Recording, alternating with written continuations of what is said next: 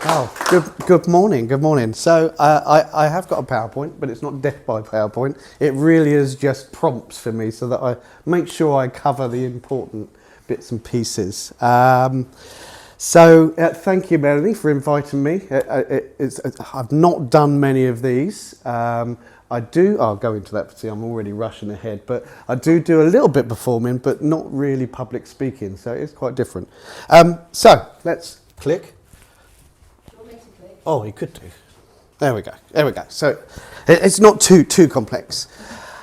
Who am I? So I'm starting with who am I? My name is Steve Pickering, for those that don't know me. I am the CEO of Sussex Beds, a family business, really with its heart in Sussex. However, we have 15 stores now stretching from Sussex to Kent, up to Surrey, with plans to go further on from there. And when I say it's family business, my sister, my brother, my cousin, my wife and my son form the leadership team. So it really is a true family business. I left school at the age of 16, always fascinated and interested in our family business. So mum and dad we used to actually live in a general furnishers, and we lived above, and I was always downstairs listening and interested into what was going on and fascinated by it. So always from a very early age. I left at 16 and joined the business in 1989. I had actually worked Saturdays from the age of 14. So in Haywards Heath shop, I was on the floor and loved the sales environment and really enjoyed it. Over the years, obviously donned many hats. So starting on the sales floor, I have managed stores, I have marketing, I've done the delivered product, finance, all sorts of areas. So quite a wide range of different roles within the business over the time. And then in 2014, took on the role of CEO. And I am CEO and MD, I would say, and there is a slight difference in both. I'm more a CEO than an MD. Not the best MD, but not a bad CEO. So let's click on. So that cheesy picture of me up there, a professional looking picture that you've seen all across of LinkedIn. But actually, we've just redone our imagery. And the idea is that we bring out the personality, and we're going through the entire team. So it's not just a corporate face on all of our imagery. And so we've just redone this. This probably shows the real me. And each one has a little insight. We actually done this to show to the team to say, look, these are the sorts of things we'd love you to do. It's a professional picture with a little glimpse of the real person behind the picture. So as you can see along the top there, I don't know if you can guess, I do a little bit of performing, so not public speaking. This time last week, I was dressed up as Robin Hood in green tights for the Hastings Gang Show, which I produced. So I've been producing that for many years, and we have 120 kids come on stage in Hastings, and they get huge amounts of confidence and experience out of that from the age of 6 upwards. And it really is a fantastic thing that we do locally. So a little bit of performing. I obviously follow Brighton. I'm not an avid Brighton fan, but I do follow Brighton. I do like coffee, love dogs, and my thing is van shoes. I don't really do the suited and booted. I do tend to have van shoes. These are, especially for today, which are Disney ones. So hence the van shoes. The plant one is nothing to do with me. I was just showing our team that if you are introverted, you can hide behind something. So that's nothing to do with me, really. I'm not into plants at all. So that's a bit of a red herring. So I am a little unorthodox. I admit it. It's. I guess really, I'm not the normal CEO. I do like to have fun, and especially at work, we have a lot of fun. Of course, there's a serious side to business, which we'll go on to, which I've been through But if you can't have fun at work where you spend most of the time, then what's the point? So that's the real me. Back one. Yeah, there we go. So why should you listen? We've been through a lot of pain, so I'll go into in a minute how the business come about. We've been through a lot of pain over the years, and in fact, when I was looking at putting this presentation together, it took me back to some very dark times, which are quite emotive. And recently, I've been back there a few times. I guess when you go through these times, you put it in the box, shove it away. But they're very challenging, and I guess that's what really inspires me to tell our story, to help others not have to go, if possible, through some of the pains that we've been through, because it's not nice. And yes, we've got success now, but those dark times are really quite painful and difficult.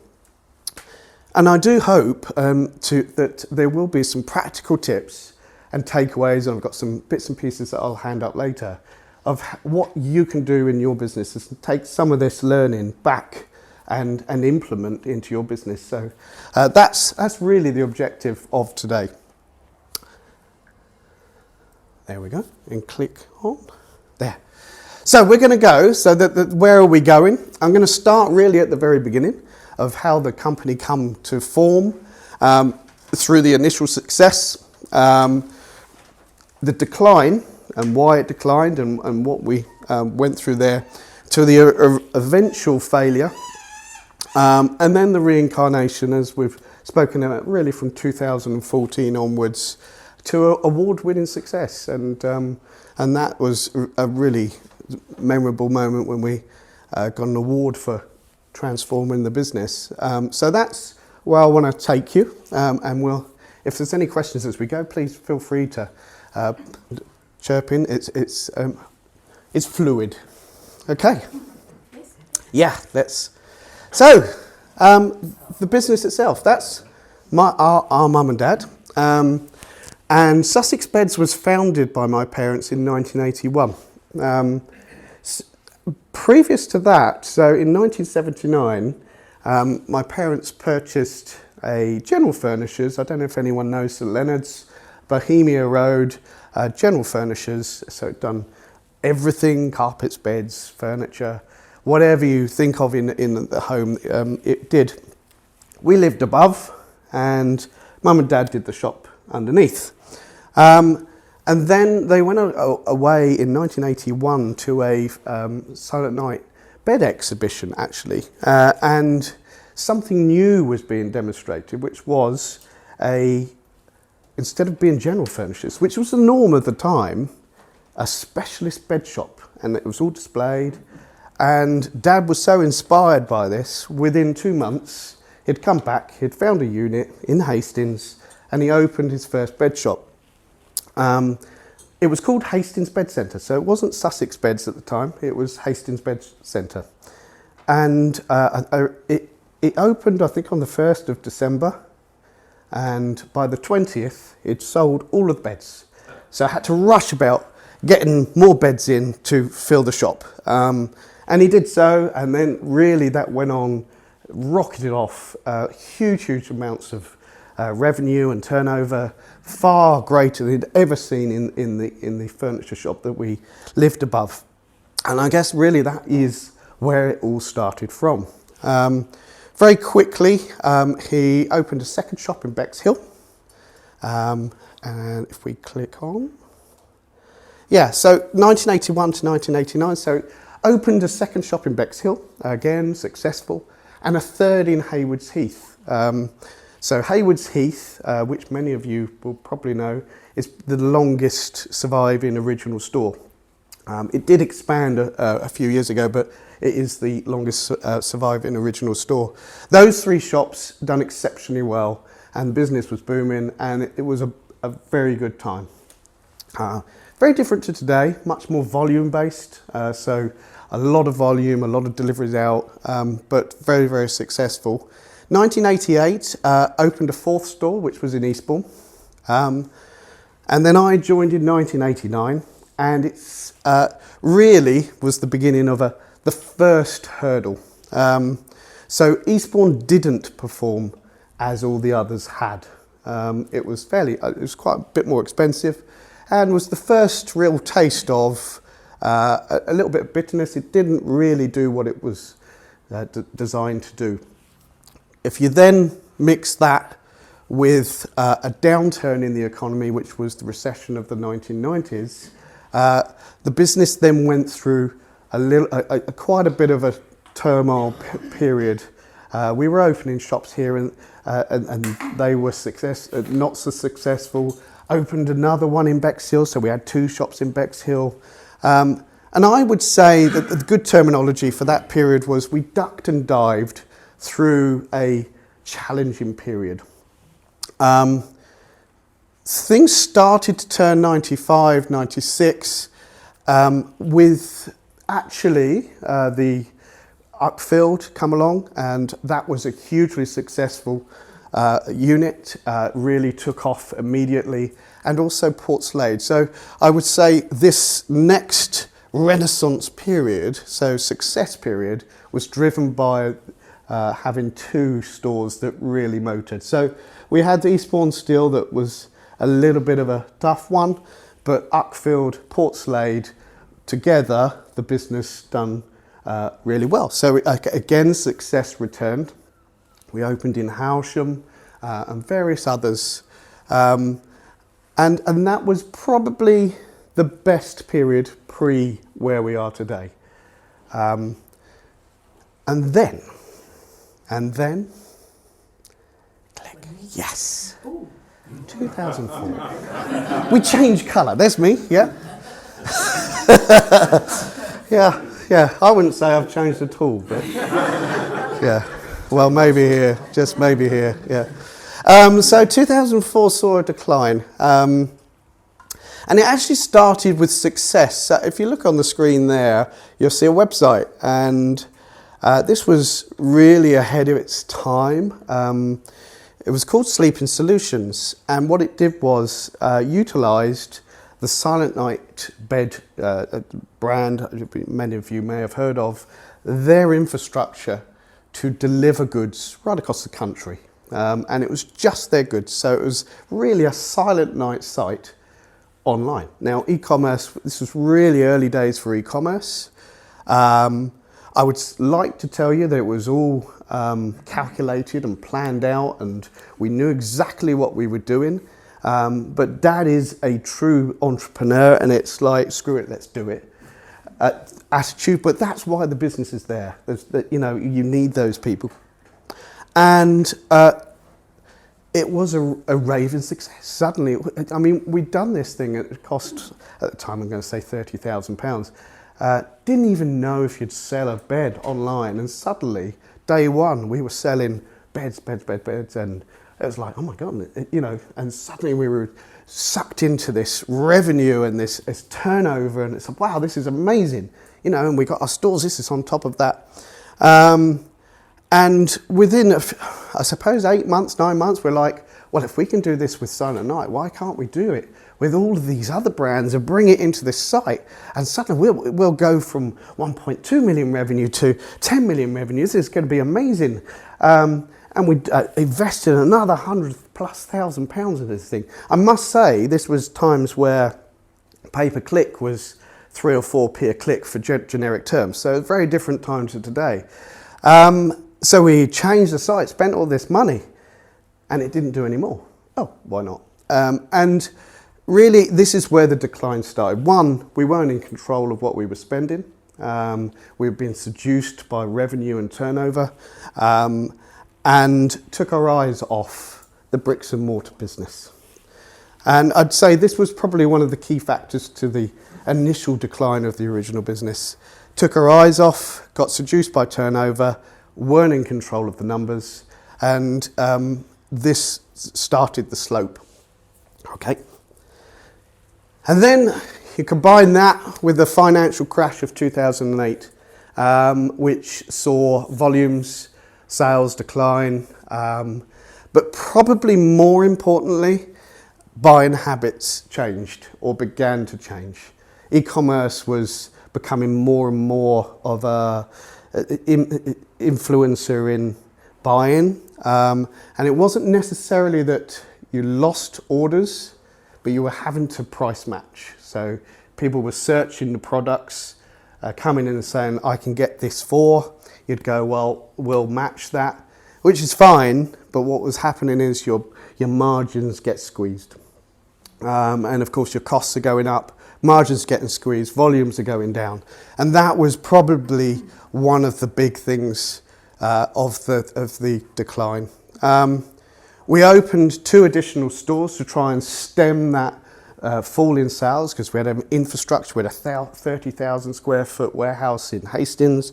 We had 6 7.5-ton vehicles to just keep churning over. So opening stores, both of them bombed, and one of them very expensive bum too. So that contributed to the mounting losses.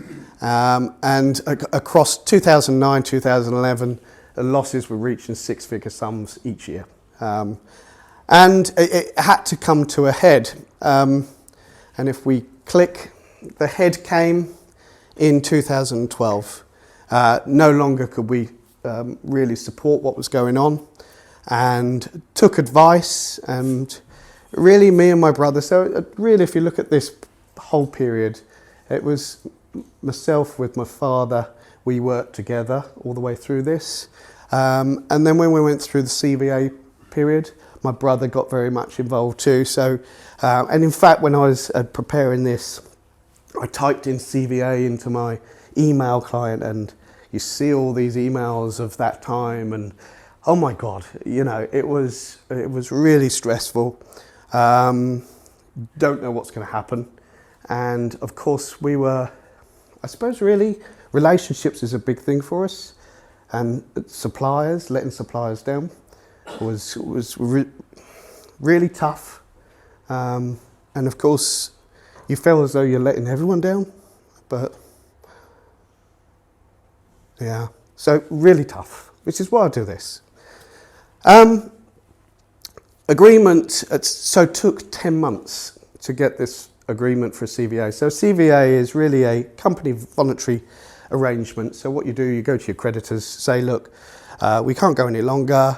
If we can pay you back all these debts, so many pence in the pound, generally it's agreed because it's better than nothing, because the alternative is nothing. So you have to go through that whole process. What happens through a CVA though is you don't pay no tax for the entire period of this 10 months. So what happened was cash was then accumulating within the business, which is the positive. So we come out of the CVA, it was agreed. Within the CVA, we offloaded the 30,000 square foot warehouse. We offloaded 3 underperforming stores, and also made redundant 8 of our team. Again, a really tough thing to do. What I would say is though, 6 of those team, when it comes to the CVA completing, you have a meeting where all the creditors are invited. 6 of them come along to show their support, you know. So cash was injected. And I'd love to say, stand here now and say, and that's where it all went right. But unfortunately, if we click on, we didn't change. It was the same business, without a few units, doing the same stuff. The cash, we painted this shop, put new faces on this shop, done some stuff, used the money up, and within 18 months, the business was back where it started.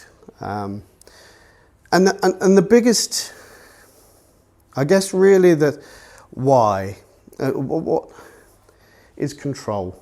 And we weren't in control of the business. It was, if you think when you first start a business, it's dad and one store, and it's very easy to control that because you see them and it's very close. When you get to 7, 8 stores, structure needs to begin to come in to manage people, manage finance, forecast, know what's going on within the business. And that was what was not in place. So 2014, back to where we started. Where do we go from here? So it was early 2014, I got a communication from a government-funded thing that we could apply for part-funded business coaching. You'd have to go through a process. And I was like, well, what else have we got to lose? Yeah, I mean, the whole thing's going to go. Yeah, let's have a go.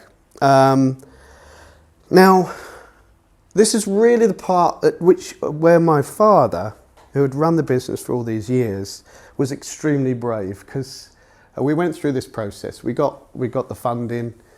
Yes, we could go on to business coaching. And he, going through this process, realised that he would, I suppose, really was not coachable. He'd done his own business for all these years, and he realised if we had this person in and they start saying, oh, you know, you should be doing this, you should be doing that, he would resist, he would not accept it. A phrase that I often throw out is, what can a business coach tell me about selling beds? And the truth is, nothing. They can't tell you anything about selling beds. But what they can help and assist with is control, KPIs, finance, culture, values, all of the stuff that you really need. So the business stuff. Unfortunately, a lot of us come from, I was a salesperson, Dad was a salesperson. We are technicians that come in, and we can do that, we can run a business. And we're very good at that little bit, that sales. But what we don't have is all the other skills that go around it. And that is what the business coach can bring to the business. So Dad stepped sideways, and I guess this is why I say it was never official, but that's where really I stepped into the role of CEO. Now, it took me a long time, and Lucy will tell you, if people say, so what do you do? I'd say sell beds. Took me a long time to be able to say I am CEO, MD. But really it was that point where it was then me, my brother, started working with a business coach, Lucy, who sat at the back there. And we kicked off in April 2014, and we started work.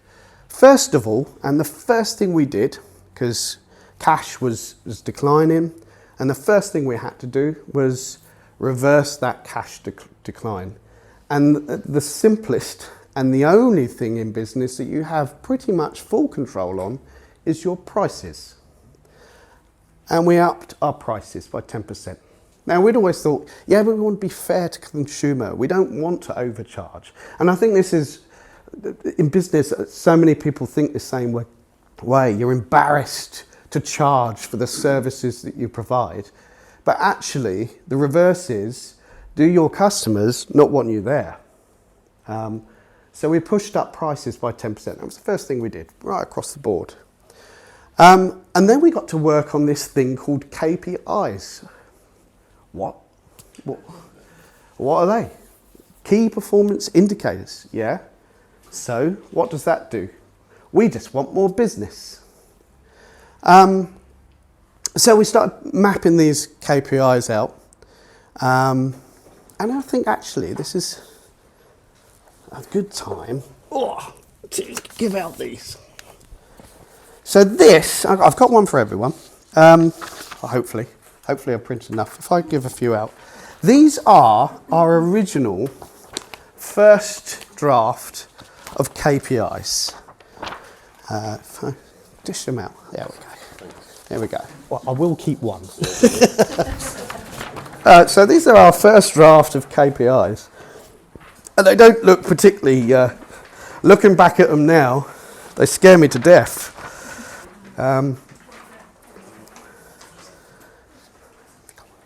We got some spares. Yeah, have we got some spares down the front here as well? Hopefully.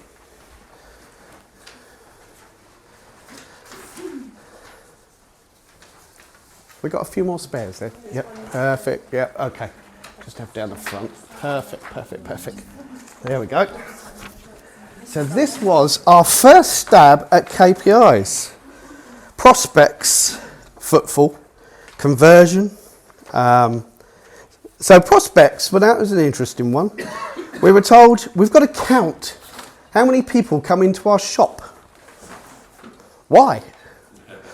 We just want more people. Why do we need to count them? Because without counting them, you don't know what you're converting at. Okay, yeah, but what if we miscount? A miscount is better than no count. So we got our teams to start counting, recording down how many people were coming into the shop. So suddenly, we got a conversion number. We then average order value. Okay, yeah. Start recording that. And we're doing this really without knowing why. Okay, yeah, we'll do that then. Yeah, so we know our average order value on there. So you got revenue, obviously, because we knew what revenue. We'd been recording that anyway. Gross margin. What's that? Okay, yeah. So with this, when we were doing these, this would be a manual process. So you can see gross margin at the top there, 41.41%. That scares me completely to death these days, but yeah. Cash in bank. Oh, okay. We'll start recording cash in bank. Well, that's frightening. It shows us how much we haven't got. And then marketing expenditure, which you can see there is very low for a whole year, 46,000. So we started putting these numbers down, not really understanding what it actually meant and what we could actually do with it. So we began work. Me and my brother, every single week, we'd meet Lucy, Sussex National, and keep putting down that. So we'd come away with tasks. The great thing was, I never wanted to let Lucy down. So everything she asked, there you go, done it. Yeah, now what? Yeah? When's the business gonna come? When's the business gonna come? So that's what we begun. And if we click on, now you'll see on that sheet there, cash in bank, £8,000 in June. And I remember we had a meeting at Sussex, and I don't think we'd done any business that day, and it was in the afternoon. We got £8,000 in our account, and we've got 250 grand to pay out next day. And I remember my brother getting a little bit fractious, saying, why are we doing all this number stuff? All we want is more business. And no, come on, let's continue, let's have faith. This will, Lucy would say, this will turn around. And so we left that. I think a bit of business did come in after, but not a lot, but £8,000, ducked and dived that month to pay what we needed to pay. And so that was another real dark point. It was like, this isn't going to work. We're going to end up in the same place. But actually, if we click on, you'll see here cash, because this is the first time we've ever recorded this, starting to grow. The price increases that we're putting were starting to have an impact. You can see the gross margin going from 44 to 53 to 53.21, 59.27. And you could see the beginning of the ship turning. And then that was really the realization point. Wow, this is going to work. We're going to be good. And then we took advice. I think it was probably in the August, because you're seeing these numbers, and it's like, obviously the CVA had gone through. That does put a burden on. You've got having to pay a percentage of that back. And a guy approached us. I think his name was Richard, whatever. A very eccentric guy, 20 grand, and I can take you through administration. You should never have done CBA, should have done administration, and restructured the entire business to make it stable. And so we took that advice, and absolutely, I remember we had to pay this money up front, and I remember thinking, we're not going to see that again. But he was there, he helped, he really stepped us through every process of the administration. And what happened is, if we click on, the administration completed in November 2014.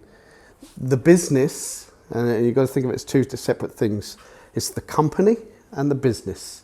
The business is the transactional side, slid over to this new restructured business where every single branch is a separate company.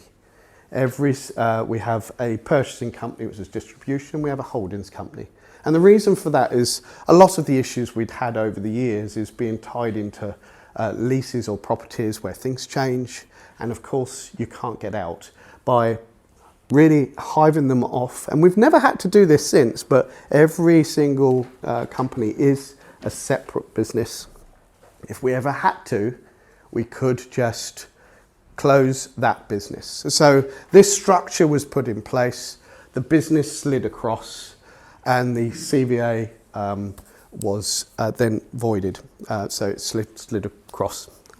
And so the new business came into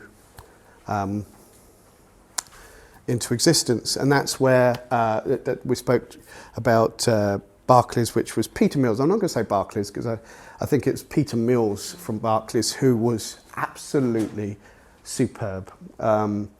Unfortunately, because he's so good, they move on, and I'm not really saying Barclays are any good because it's the people. It's the people.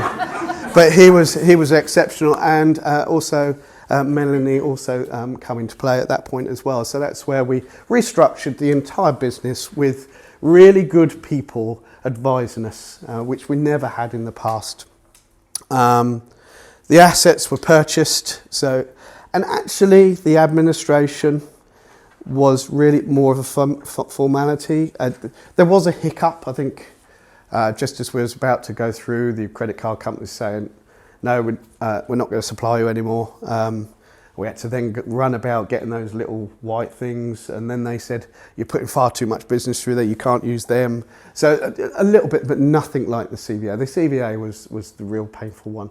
And to be perfectly honest with you, the administration never really, it really went on, and nobody even knew it happened. So there was no additional losses to anybody. It was the CVA that was all packaged up that was dispersed. So it was a formality more than anything else. But the new company come to life. And that's really where we begin, where we went from there. So with that out the way, we could really now start working on the business and building on these KPIs. And for the very first time, know what's going on within the business. Now, if I go back further, if I think how we used to control the business, we would file our accounts at the end of the financial year. It would probably take 4 to 5 months to get your accounts back. This is through the dark periods. You'd then get those accounts back and go, Christ, that was shit. We're 6 months into this year and we've done the same shit. So we're going to have another shit year. And that is how we managed our accounts. Very different today. And I don't say we're perfect by any means. We're doing a lot of stuff to make it even better. But this gave us instant understanding of what was going on within the business. And these 4 core driving metrics here are the important ones. Conversion, which is on that sheet, average order value, gross profit, and footfall. And the reason they are important, they are what really create your revenue. Your revenue comes from these driving metrics. Now, if you understand what's going on, and I'm not saying that you put KPIs in and suddenly, oh, everything's great. Yeah, we're perfect now.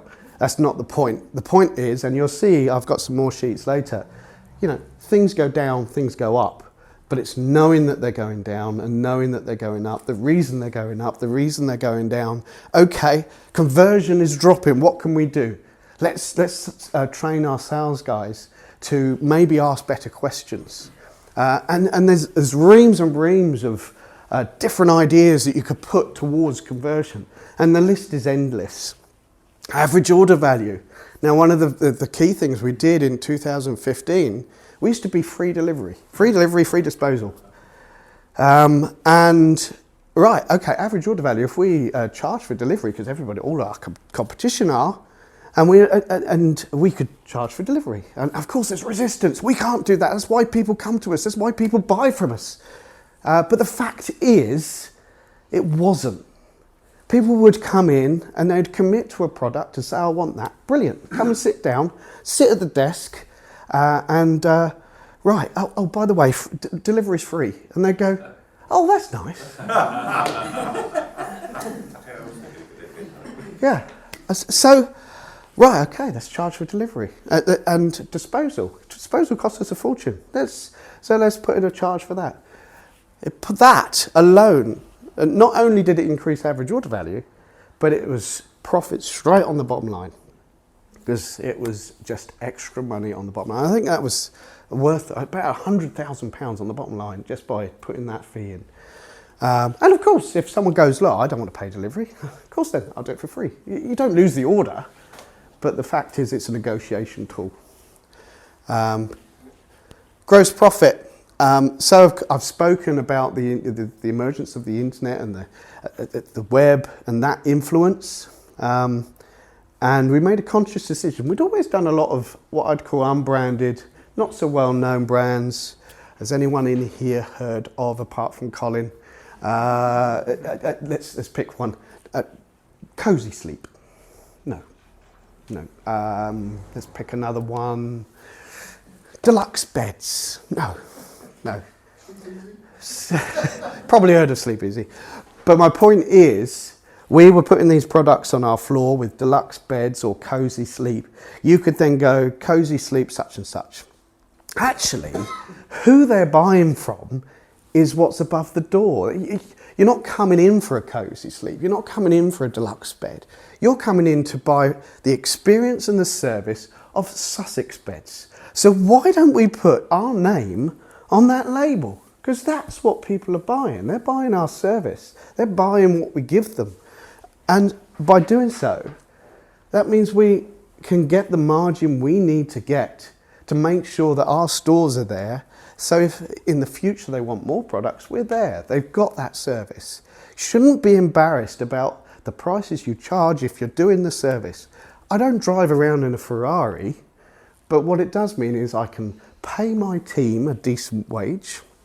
I can afford to pay the rates, the rents, and all of the other costs that come in, but also be there for when people need us. So don't ever be embarrassed about your price. So own brands. All of our products, if you come into our stores today, we are 100% own brands. You will not find a Silent Night.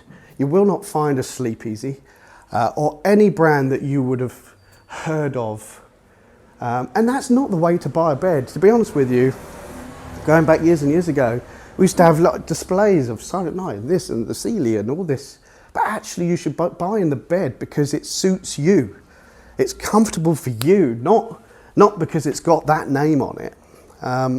So actually you buy from Sussex Beds. They'll either be Sussex Beds branded, or we have technical brands or natural brands, premium brands that we've created there as well. So you won't find any. That has had a massive impact on our gross profit. And then finally, footfall. And this is the one really that you would do last. And the reason you do it last is probably because it's the most costly.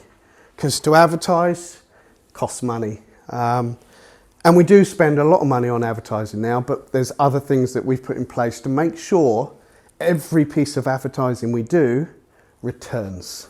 We will test and measure, and it makes me laugh there, 42,000, I think it says there, for the year, 46,000. We spend probably around 80,000 a month now on advertising, but there's a big difference. We track every single bit of advertising, and if you notice on all our advertising, if you present that where you've come from, either a direct mail, TV, radio, whatever it is that where you hear us, you always hear the phrase, say TV, and we'll give you free delivery, free disposal. Yeah? And that is solely there so that we can track our marketing. So that we know we are achieving at least 150% return on investment, but really we aim for 300% return on investment on all advertising. And that means our advertising budget is infinite. We don't cap it. But what happens is we just try something else. Has it had a return? Yes, keep it. If it hasn't, scrap it. And that's how we build our advertising. But you need to have this in place first before you can turn that tap on. Can I ask a question? Go on. In your footfall, are you counting clicks to your website? Yes. Well? No. Well, we do. That is separated. So our website would be separate from the bricks and mortar stores. And in fact, today we have actual counters that count our the people coming in and out. So we do still manually do it actually, but only to back up other bits and pieces. But we do have counters. But we have, yes, that's separated. Yeah, conversion online is nowhere near conversion in store. Oh my God. Yeah, I would have a Ferrari if if we could convert like that online. Yeah, so they are the driving metrics.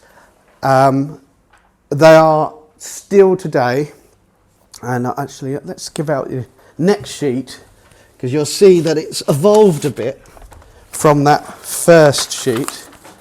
There we go. There we go.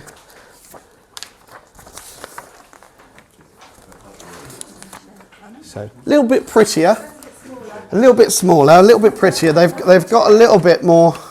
There we go.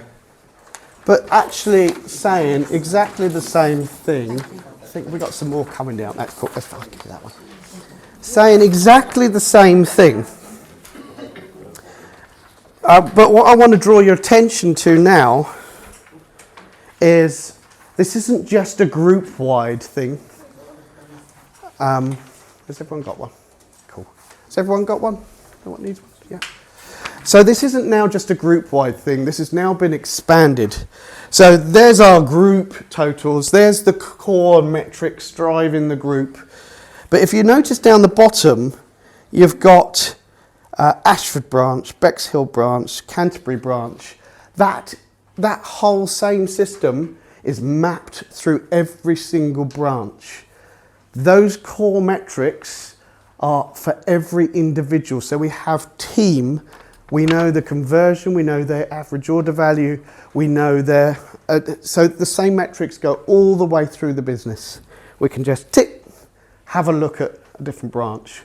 What's going on in this branch? So that's how it's evolved. And this today, so originally, those original ones would have been manual. Today, we download our sales of yesterday. So another thing we did was bring in this data. Oh, that's brilliant, yeah. We're having to do it by hand. So in 2015, we brought in a proper POS sales system, which enabled us then to download this data, upload it into these sheets, populate on a daily basis. So I know today what Uckfield, what their average order value, their conversion, all of the metrics, what they did yesterday. And that, if you think from where we were, 6 months into the new financial year, we've brought that right back down to what's happening yesterday. Very soon, it will be what's happening now. We're just, I'm skipping. See, I'm going all over the place. Let's click. Right, so there we go, look. See, I have skipped. So I've just gone through all that actually. So control leads to the success. The dashboards, every single department has dashboards and the retail system. So I've just gone through those, and it's control that really has driven our success over the last. Steve, who sees your dashboards? So it's branches. So every member of our store leadership teams, everybody has access to those numbers. They don't see, obviously, profits and things like that, but they have access to their branch numbers. So yeah, right through. It is very open. They know what they're doing, seeing. So everybody's aware of those four core numbers. What do you do if they're not achieving the targets that you want them to? We will help them, yeah. And there'll be conversations, okay, what can we do to increase average order value? We have sales training, which Paul carries out. Well, it's a Paul. So they all have training, but we will go into store and say, right, okay, what's gone wrong? Okay, there's an example. In the middle of the year this year, Ashford's average order value plummeted by about 30%. What's going on here? And when we analysed, we'd done a campaign to get rid of clearance, which should really be in a back room, but it wasn't. It was right in the front of the shop.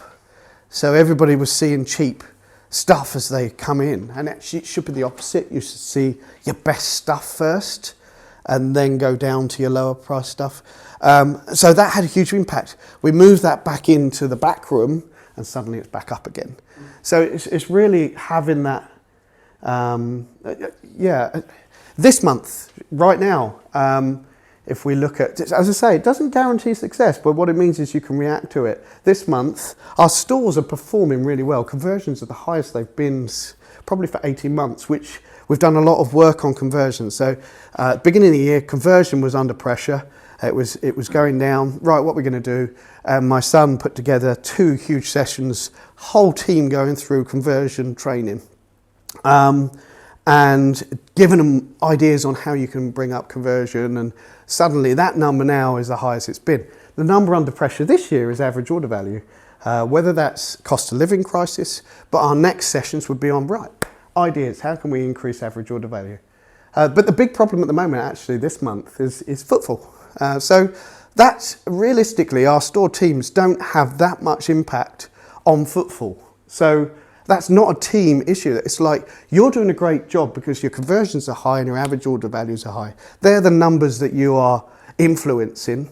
We need to have a look at our advertising. And we've had issues with some of our direct mail. Royal Mail are completely shambles, which is having a huge impact on our footfall. So, right, what else can we bolt on to that then to bring that back? How do we reach our customers? So you're asking the right questions.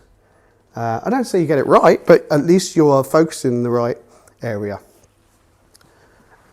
So that was success. So this here, 2014, you can see the progress. So 2014, footfall 8,450, conversion 45%, average order value 432, and we done a revenue of 3.4 million, 215, 18,000, 52, 493. So average order value is going up. You know, they're putting the charges on, the gross profit starting to go unbranded, the delivery charges, 60%.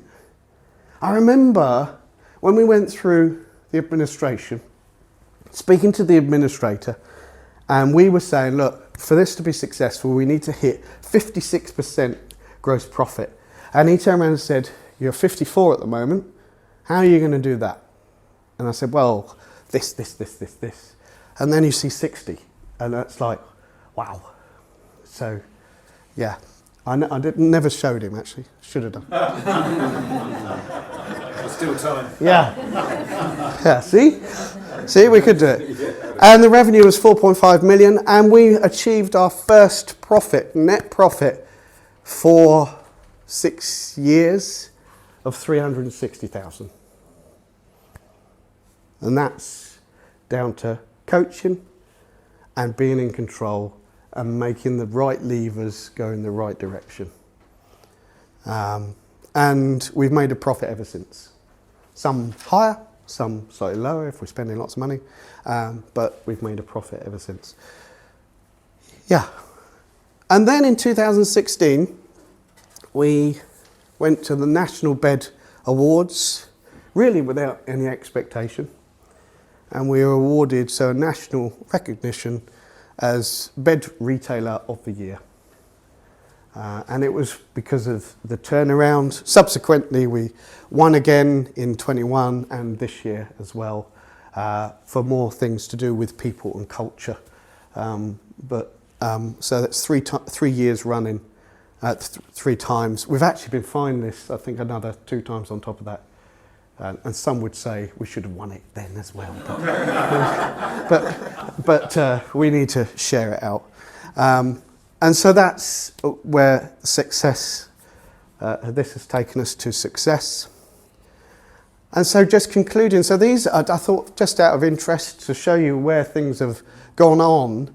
And this is also to show that things doesn't mean they constantly go up. So footfall, obviously, we've opened, I think, 5 stores in the last 4 years. 4 years, yeah, about 5 stores. I lose track, but 5 stores in the last 4 years. So that's why footfall is so going on so far.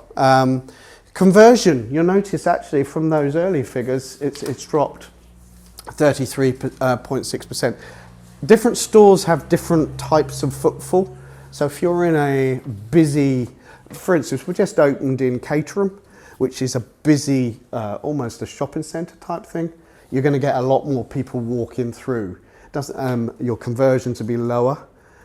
Whereas you've got shops like our Bexhill shop, which is slightly out of town.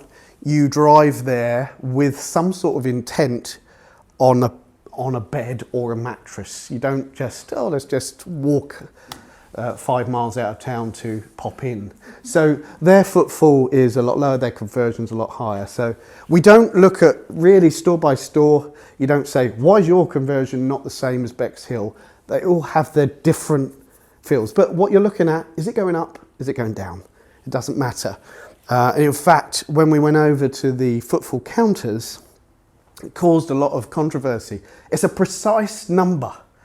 It counts everyone in and everyone out. Now, when we do it manually, on a busy day, I've been there. Did you count that one or did I count it?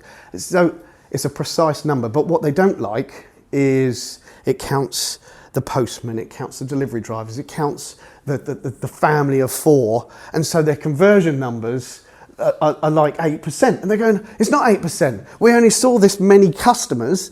And trying to get their heads around that is quite difficult. And I just say, look, it's not about the number. It's about, is it going up? Is it going down? What's happening to the number? Don't get so fixated. Anyway, I think I'm losing the battle, but it really isn't about the number. Average order value. So that first sheet, £440. We are now £1,200. Gross profit, 66.93%. And our target for this coming year is 67.5%, isn't it, Sue? Sue's responsible for that number. And our revenue last year was 11.3 million. So we joined that exclusive club of the over 10 million club for the first time last year, which we're all chuffed with. So that's just showing you where it's progressed from. As I say, it's not all conversion, it's 33%, and that's for various different reasons. But has your net margin moved the same way? Yes, although no. And the reason I say it has, but also we've done a lot of investment, which then brings it down. So yeah, in effect, yeah. Yes, I think I've only got a few more. You'll be glad to know. So the other concluding comment: accountability. There you are, Lucy. See? Accountability. When you're in business on your own, I'll do that next week. I'll do it. Having that accountability, and for me, I never want to if I commit to something, I'll get that done. And it frustrates me if I don't have it done. So if we have a conversation, what about this? When are you going to get that done by? I commit to it. That accountability for me is invaluable. But as I said right at the very beginning, my father bravely knew that it wasn't for him. Coaching wasn't for him. He would challenge it. I've been doing this for many years. So it's not for everyone. You need to be open, which is difficult sometimes when you're being challenged. I don't want to do that. I've got my ideas. I think these are right. But an openness, and then to learn and grow. I am hungry to get better. I am not the finished person. I want to be better. I read books. Give me more. And I do soak it up. But you need to have that for coaching to work. So it's not for everyone, but if it works,